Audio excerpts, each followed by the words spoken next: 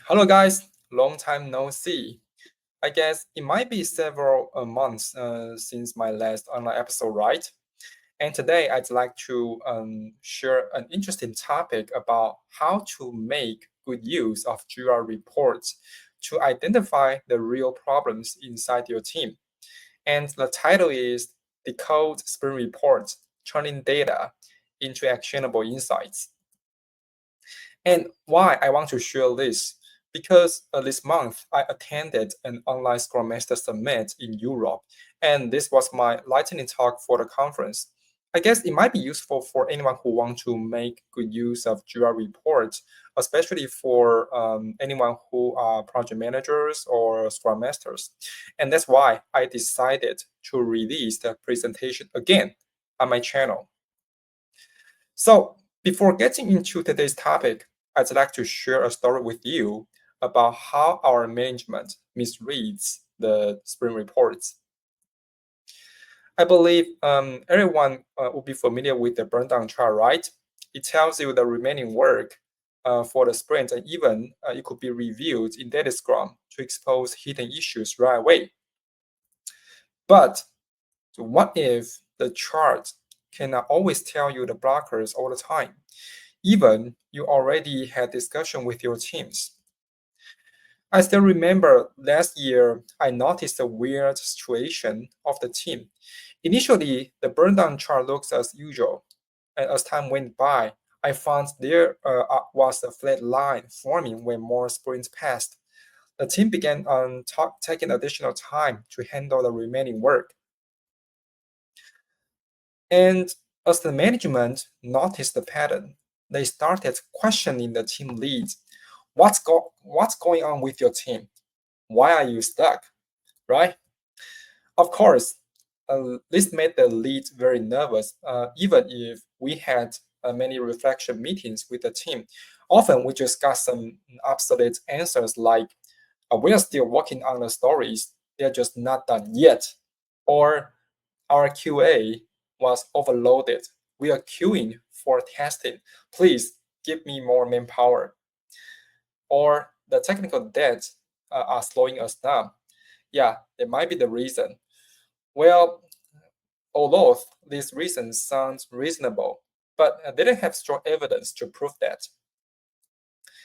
So the team lead inevitably followed his instinct and asked them to work longer to meet the deadline. Yeah, the burn down chart turned out to be the reason the team was blamed for. The relevant provided doable actions to take. So, in this lightning talk, I'm not going to teach you how to read a single report. Actually, you can do this by just Google many information online or read many books, or even there are many online tutorials on YouTube. You could search for them. Instead, I'm here helping you connect the dots. What are the pros and cons of commonly used sprint reports and how they complement each other to transform data into actions that truly drive improvement without falling into any trap of micromanagement or misinterpretations? So firstly, let's take a look at the burn down chart. I bet most of you guys, if you are watching this video, you know that represents the remaining work of a sprint, no matter you measure it in issue counts or story points, whatever.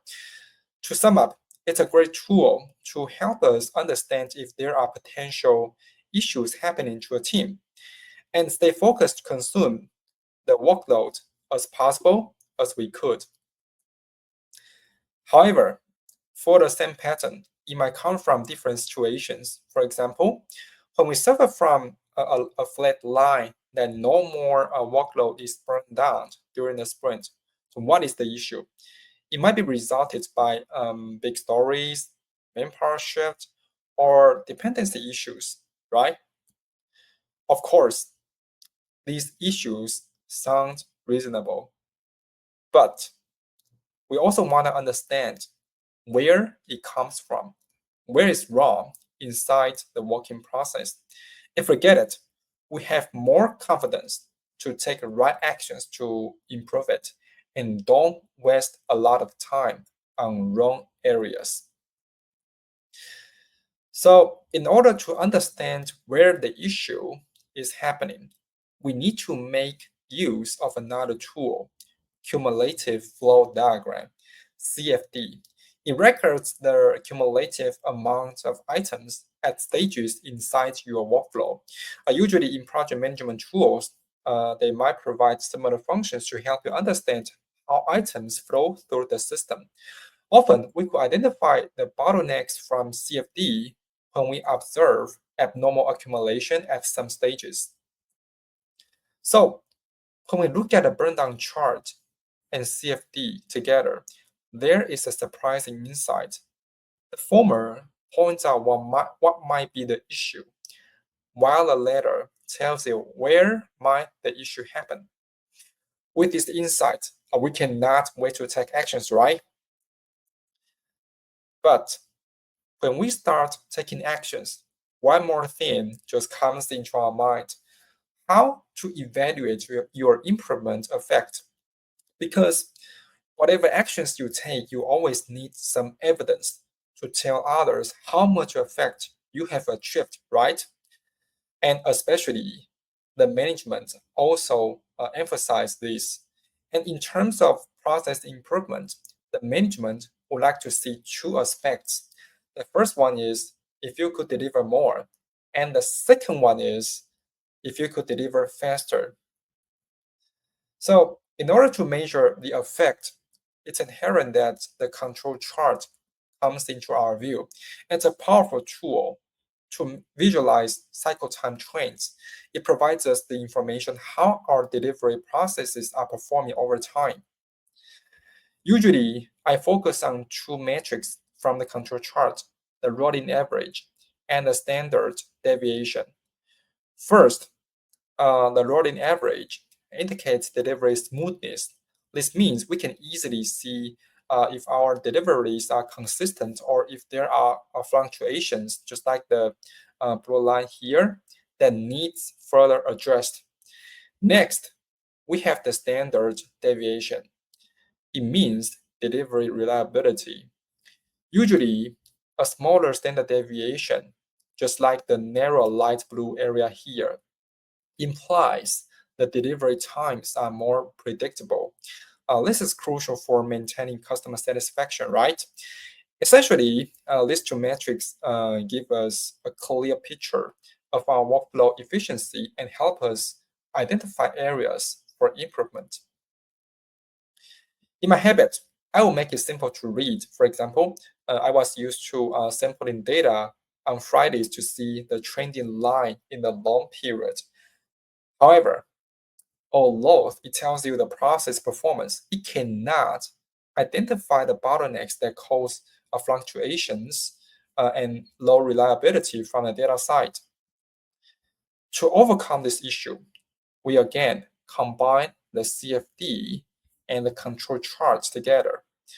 The former tells you where the bottlenecks are, and the latter shows you the performance change after improving the practices. As a result, we combine these tools together: rundown chart, CFD, and control chart.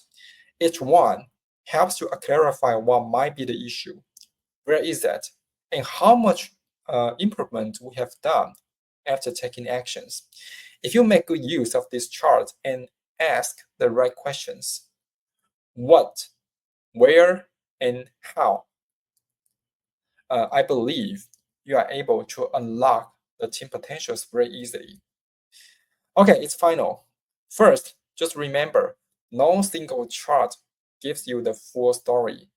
Each one offers a piece of the puzzle, but it's the combination that matters to demonstrate the overall picture. Also, it's very important to match the right report to the right questions. Remember, what, where, and how. Lastly, our metrics should lead to decisions, not blame. So I hope this presentation could give you some simple ideas and take immediate actions to improving your process issue. Yeah, I think that's all. And if you like to stay connected, feel free to scan this QR code and never forget to like this video, share this video with your friends and your colleagues, and hit the subscribe button. I'm Andy, your Agile Coach.